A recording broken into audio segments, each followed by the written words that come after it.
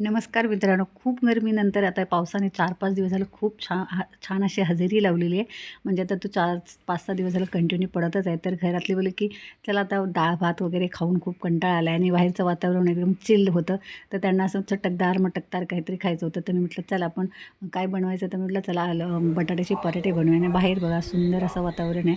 बेडकांचा वगैरे आवाज येतो आहे. तिकडे मी बटाटे बॉईल करून घेतले, ते मॅश पण करून घेतले, चांगले असे बारीक बारीक करून घेतले.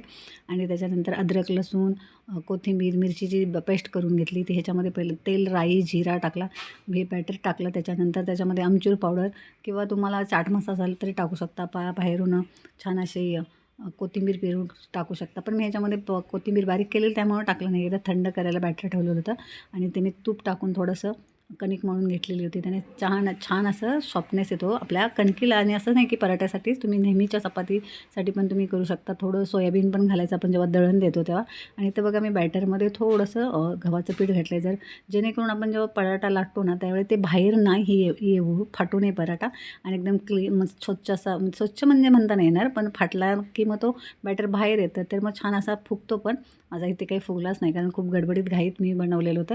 आणि ते मग मस्त फटाफट सगळे पराठे लाटून घेतले. ह्याला छान असं वरून बटर चरचरीत लावून दिलं मुलांना आणि नवऱ्याला खायला. त्यांना खूप असा पावसाचा आनंद घेत खूप एन्जॉय करत खातो. आणि आपण जेव्हा कुठली खूप म्हणजे इन्व्हेस्टमेंट करून करतो ना, प्रेमाची इन्व्हेस्टमेंट वगैरे करून, तर आणि जेव्हा मुलं आणि नवरा खातो तेव्हा आपल्याला खूप समाधान वाटतं.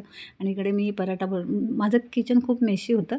मला माहिती नाही सगळ्यांचं होत असेल का, पण मला असं वाटतं की माझं किचन खूप मेसी होतं, पण जेवण करताना होतं. पण असं तर माझं किचन क्लीनच असतं. तर जर तुम्हाला मेसी दिसत असेल तर त्यासाठी सॉरी. आणि ह्या पराठ्याबरोबर मी माझं घरचं जे लोणचं बनवलं आहे ते खाणार आहोत, किंवा दही असेल, ज्याला जे आवडेल ते खातील. आणि मस्त असं मोसमबरोबर सगळेच मस्त खात आहेत. आणि हे बघा लोणचं मी बनवलं आहे, थोडंसंच बनवलं की येते. जर मी नेक्स्ट टाईम बनवलं तर मी ह्याची रेसिपी तुमच्याबरोबर नक्की शेअर करेन. आणि चला तर मग आज याच्यापुरतं एवढंच. नंतर नेक्स्ट व्हिडिओ मी जास्तीत जास्त अपलोड करायचा प्रयत्न करेन.